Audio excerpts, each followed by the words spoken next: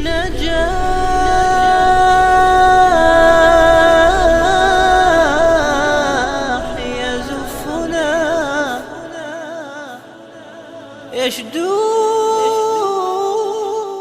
علیکم ورحمۃ اللہ وبرکاتہ۔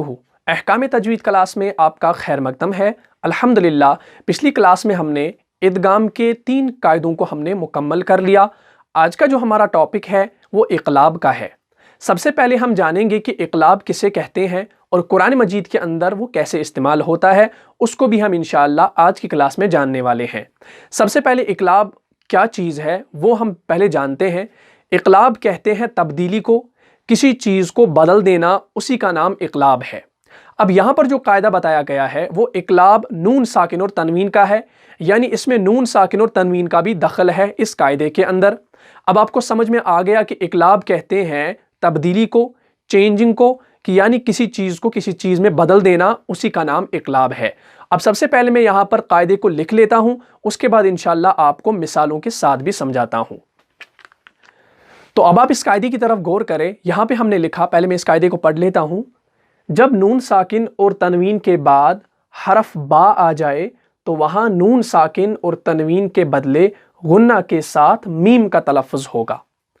اب میں آپ کو قاعدہ آسانی سے سمجھاتا ہوں، اس سے پہلے آپ اس قاعدے کو نوٹ کریں۔ تو اب میں آپ کو آسانی سے جو ہے قاعدہ سمجھا لیتا ہوں کہ قاعدے نے ہمیں کیا بتایا۔ سب سے پہلے آپ اس قاعدے کے اندر 3 پوائنٹس کو یاد رکھیں، زیادہ لمبا چوڑا نہیں کرنا ہے، خالی 3 پوائنٹس کو یاد رکھیں۔ سب سے پہلا والا پوائنٹ یہ یاد رکھیں کہ اقلاب کسے کہتے ہیں۔ اگر آپ کے ذہن میں یہ بیٹھ گیا کہ اقلاب کیا چیز ہے، پھر جو ہے آپ کو قاعدہ جو ہے آسانی سے یاد ہو جائے گا اور ذہن میں وہ بیٹھ جائے گا۔ اقلاب کہتے ہیں تبدیلی کو، چینجنگ کو، کسی چیز کو تبدیل کرنا، اسی کا نام اقلاب ہے۔ بس مختصر سا یاد رکھیں کہ اقلاب کہتے ہیں تبدیلی کو، کسی چیز کو بدلنا، پہلا پوائنٹ۔ دوسرا پوائنٹ کیا ہے؟ جب نون ساکن اور تنوین کے بعد، اب نون ساکن کسے کہتے ہیں؟ یہ جو آپ سکرین پر دیکھ رہے ہیں یہ نون ساکن ہے، اور تنوین کے بعد، تنوین کسے کہتے ہیں؟ جو آپ سکرین پر دیکھ رہے ہیں 2 زبر 2 زیر اور 2 پیش، یہ کیا ہے؟ یہ تنوین ہے۔ جب ان کے بعد کیا آ جائے؟ حرف با آ جائے، جو آپ سکرین پر دیکھ رہے ہیں حرف با، یہی والا با اگر نون ساکن اور تنوین کے بعد آ جائے تو وہاں پر کیا ہوگا؟ تیسرا والا پوائنٹ، وہاں پر جو ہے نون ساکن اور تنوین کے بدلے میں میم کا تلفظ ہوگا اور گنہ کے ساتھ ہوگا وہ، یعنی ہم نے وہاں پر نون ساکن اور تنوین کو تبدیل کرنا ہے میم کے اندر۔ کہیں بھی آپ قرآن مجید کے اندر دیکھیں وہاں پر با کے اوپر ایک میم بنا رہتا ہے، چھوٹا سا میم بنا رہتا ہے، تو ہمیں نون ساکن اور تنوین کے بدلے میں اسی میم کو پڑھنا ہے۔ جیسا کہ آپ اس تصویر میں دیکھ رہے ہیں کہ یہ آیت ہے قرآن کریم کی، اور یہاں پر دیکھیں با کے اوپر ایک چھوٹا سا کیا بنا ہے؟ میم بنا ہے۔ یہ ہر ہمیشہ وہاں پہ بنا رہتا ہے، جب بھی نون ساکن اور تنوین کے بعد با آ جاتی ہے تو اوپر ایک ایسا میم بنا رہتا ہے۔ تو ہمیں کیا کرنا ہے؟ نون ساکن اور تنوین کے بدلے میں ہمیں میم کو پڑھنا ہے، میم کا تلفظ کرنا ہے، نون ساکن اور تنوین کو نہیں پڑھنا ہے۔ تو اب میں مثالوں کی طرف چلتا ہوں، اس سے جو ہے آپ کو قاعدہ آسانی سے سمجھ میں آ جائے گا۔ تو اب جو ہماری پہلی مثال ہے اس کو ہم لے لیتے ہیں سورہ بقرہ کے اندر، آیت نمبر 27 کے اندر۔ پہلے میں اس آیت کریمہ کو یہاں پہ لکھ لیتا ہوں۔ تو اب آپ اس آیت کریمہ پر غور کریں، ہم نے یہاں پر لکھا عہد اللہ من بعد میثاقہ۔ تو اب آپ یہاں پر دھیان دیں، یہاں پہ نون ساکن آ رہا ہے اور نون ساکن کے بعد حرف با آ رہا ہے۔ تو اب قاعدے کو یاد کرو کہ نون ساکن اور تنوین کے بعد اگر حرف با آ جائے تو وہاں پر کیا ہوگا؟ نون ساکن اور تنوین کے بدلے میں وہاں پر کس کو پڑھا جائے گا؟ میم کو پڑھا جائے گا، یعنی نون ساکن اور تنوین کو ہم تبدیل کریں گے میم کے اندر۔ اب یہاں پر آپ دیکھ سکتے ہیں یہاں پہ یہ چھوٹا سا میم بنا ہوا ہے، یہ ہر جگہ ہوتا ہے، جب بھی نون ساکن اور تنوین کے بعد با آ جاتا ہے تو وہاں پہ اوپر چھوٹا سا میم بنا رہتا ہے، تو ہمیں اسی میم کا تلفظ کرنا ہے۔ اس نون ساکن کو ہم نہیں پڑھیں گے، بلکہ ہم اس میم کو جو ہے، اس میم کو ہم سیدھا اس چھوٹے والے میم کے ساتھ ملا کر پڑھیں گے، اس نون کو ہم نہیں پڑھیں گے۔ اس نون کو کیوں نہیں پڑھیں گے؟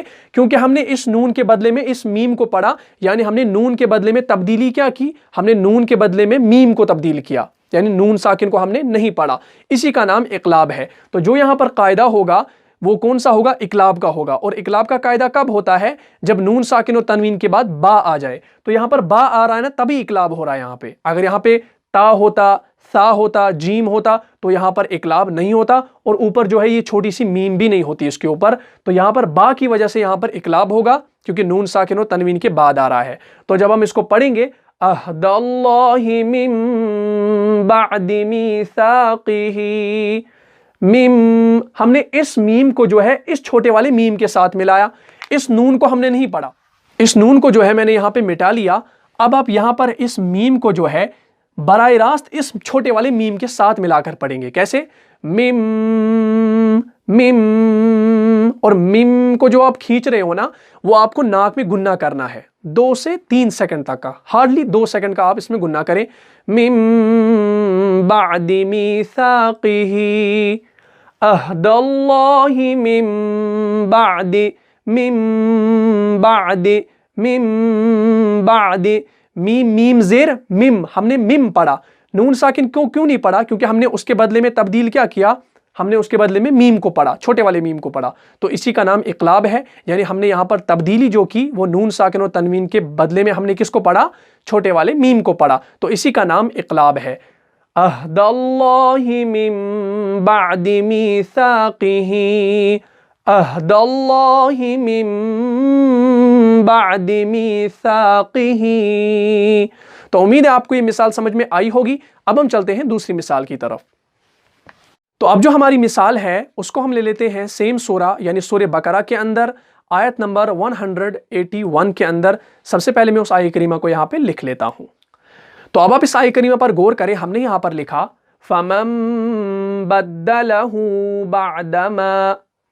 अब आप यहाँ पर ध्यान दें, यहाँ पे नून साकिन के बाद बा आया, तो आप कायदे को जहन में लाइए। इक़लाब का कायदा क्या है कि जब नून साकिन और तनवीन के बाद हरफ बा आ जाए, लेटर बा आ जाए, तो वहाँ पर क्या होगा? नून साकिन और तनवीन के बदले में हमें मीम का तलफ़ुज़ करना है। यानी हमने जो तब्दीली करनी है वो नून साकिन और तनवीन के बदले में हमें मीम को पढ़ना है। अब आप यहाँ पर देखिए, नून साकिन के बाद बा आया और यहाँ पर ऊपर मीम बना हुआ है, तो हम ईजीली कैसे इसको पढ़ सकते हैं? फमन बद्दलहू, हमने इस मीम को जो है इस छोटे वाले मीम के साथ मिलाया। अब इस नून को आप हटा लीजिए 1 सेकंड के लिए। तो अब इस मीम को जो है यहाँ पर जो ये मीम है, इस मीम को आप इस छोटे वाले मीम के साथ मिलाकर पढ़ेंगे। कैसे? फमम बद्दलहू, फमम मम मम बद्दलहू, तो इसी का नाम इक़लाब है। अब इतना भी जहन में रखें, जब आप कुरान मजीद के अंदर ऐसी आयत को देखोगे तो उसके ऊपर जो है ऐसा वाला मीम बना हुआ होगा। लेकिन यहाँ पर मैं एक और बात बता देना चाहता हूँ, अगर आप आयत करीमा के अंदर ऐसा मीम देखोगे वो सिर्फ बा के ऊपर होगा, वो ऐसा मीम होगा, खड़ा वाला मीम, जो कि आम मीम हम लिखते हैं। और ऐसी कुछ आयतें भी होंगी जिनमें आप ऐसा मीम देखेंगे, ऐसा मीम। तो आपको इस बात का ख्याल रखना है कि ये जो वाला मीम है ये इक़लाब का मीम है जब ये कुरान मजीद के अंदर आए, और जो ये वाला मीम है, सीधा ये छोटा वाला मीम जो है, ये वक्फ का मीम है, हमें वहाँ पर वक्फ करना होता है। तो ये वक्फ के कायदे इंशाल्लाह आने वाली क्लास में हम पढ़ेंगे, लेकिन इतना यहाँ पर अभी मैं बता देता हूँ याद रखने के लिए कि वहाँ पर जब इक़लाब का मीम आएगा तो वो सीधा वाला खड़ा वाला मीम आएगा। लेकिन जो ये छोटा वाला मीम है, इस मीम को हम इक़लाब नहीं करेंगे, इसमें हम इक़लाब का कायदा नहीं करेंगे फिट। क्यों? क्योंकि ये वक्फ का मीम है। तो इस बात का आप ख्याल रखें। तो ऑलरेडी वहाँ पर बा के ऊपर मीम जो होगा वो दिया हुआ होगा, तो आपको उसी मीम का तलफ़ुज़ करना है। तो उम्मीद है आपको ये मिसाल समझ में आई होगी। अब हम चलते हैं तीसरी मिसाल की तरफ। तो अब जो हमारी तीसरी मिसाल है उसको भी हम ले लेते हैं सूरह बकरा के अंदर आयत नंबर 18 के अंदर। पहले मैं उस आयत करीमा को यहाँ पे लिख लेता हूँ। तो अब आप इस आयत करीमा पर गौर करें, हमने यहाँ पर लिखा सुम्मुम बुक्मुन उमियुन फहुम ला यरजिऊन। तो अब आप यहाँ पर ध्यान दें, यहाँ पर मीम के ऊपर तनवीन है। इससे पहले हम नून साकिन की मिसाल को देख रहे थे, अब देखिए यहाँ पर तनवीन आ गई, तो तनवीन के बाद बा आ गया। तो हमने कायदा क्या पढ़ा है? नून साकिन और तनवीन के बाद अगर हरफ बा आ जाए तो वहाँ पर इक़लाब होगा, यानी वहाँ पर तब्दीली होगी। कौन सी तब्दीली होगी? कि हमने वहाँ पर नून साकिन और तनवीन के बदले में मीम को पढ़ना है। तो अब यहाँ पर आप देख सकते हैं, यहाँ पर तनवीन है और तनवीन की आवाज़ कैसी होती है? मुन, मीम दो पेश मुन। हमने यहाँ पे अब मुन नहीं पढ़ना है, हम एक ही हरकत को यहाँ पर पढ़ेंगे, सीधा इस मीम के साथ मिलाकर हम इसको पढ़ेंगे। हम कैसे पढ़ते हैं? सुम्मुम, सुम्मुन नहीं पढ़ते हैं, मुन नहीं पढ़ते हैं। क्यों? हम तनवीन को नहीं पढ़ते हैं क्योंकि यहाँ पे इक़लाब का कायदा है, इसलिए हम यहाँ पर इक़लाब करते हैं। सुम्मुम मुम, मीम मीम पेश मुम, मीम मीम पेश मुम, सुम्मुम बुक्मुन उमियुन फहुम ला यरजिऊन, सुम्मुम बुक्मुन, सुम्मुम मुम बुक्मुन। तो उम्मीद है आपको ये मिसाल समझ में आई होगी। अब हम चलते हैं आखिरी मिसाल की तरफ, उसके बाद इंशाअल्लाह मैं आपको समझाता हूँ। तो अब जो हमारी आखिरी मिसाल है उसको हम ले लेते हैं सूरह बकरा के अंदर ही, आयत नंबर 282 के अंदर। पहले मैं उस आयत करीमा को यहाँ पर लिख लेता हूँ। तो अब आप इस आयत करीमा पर गौर करें। हमने यहाँ पर लिखा फ़इन्नहु फ़ुसूक़ुम बिकुम। अब आप यहाँ पर ध्यान दें, यहाँ पर आप देख सकते हैं तनवीन है, तनवीन के बाद बा आया, तो यहाँ पर कौन सा कायदा होगा? इकलाब का कायदा होगा। कैसे? नून साकिन और तनवीन के बाद अगर हरफ बा आ जाए तो वहाँ पर क्या होगा? इकलाब होगा। और इकलाब कहते हैं तब्दीली को, चेंजिंग को। तो हमने क्या करना है? तनवीन के बदले में हमें मीम को पढ़ना है, और वहाँ पे जो है मीम ऊपर छोटा सा बनाया हुआ होता है, तो हमने इस तनवीन के बदले में किस को पढ़ना है? मीम को पढ़ना है। तो जब हम इसको पढ़ेंगे फ़इन्नहु फ़ुसूक़ुम कुम कुम बिकुम, कुम बिकुम, कुम पढ़ा हमने, कौफ मीम पेश कुम। असल में क्या था? कौफ दो पेश कुन, कुन, लेकिन कुन नहीं है यहाँ पे, तो हमने तनवीन को नहीं पढ़ना है, हमने मीम का तलफ़ुज़ करना है। तो कैसे पढ़ेंगे? फ़इन्नहु फ़ुसूक़ुम बिकुम, फ़ुसूक़ुम बिकुम, फ़ुसूक़ुम कुम कुम बिकुम। तो उम्मीद है आपको ये समझ में आया होगा। अब आप खाली इतना याद रखें, 3 पॉइंट्स जो है इकलाब के कायदे के अंदर आप याद रखें कि इकलाब कहते हैं तब्दीली को, चेंजिंग को, उसी का नाम इकलाब है, मुख्तसर सा। दूसरा पॉइंट क्या है कि जब नून साकिन और तनवीन के बाद लेटर बा आ जाए, हरफ बा आ जाए, तो वहाँ पर क्या होगा? वहाँ पे नून साकिन और तनवीन के बदले में हमें मीम का तलफ़ुज़ करना है। और आपके लिए आसानी के लिए वहाँ पर उधर बा के ऊपर ऑलरेडी छोटा सा मीम बनाया हुआ होता है, आपको उसी मीम को पढ़ना होता है। किसके बदले में? नून साकिन और तनवीन के बदले में।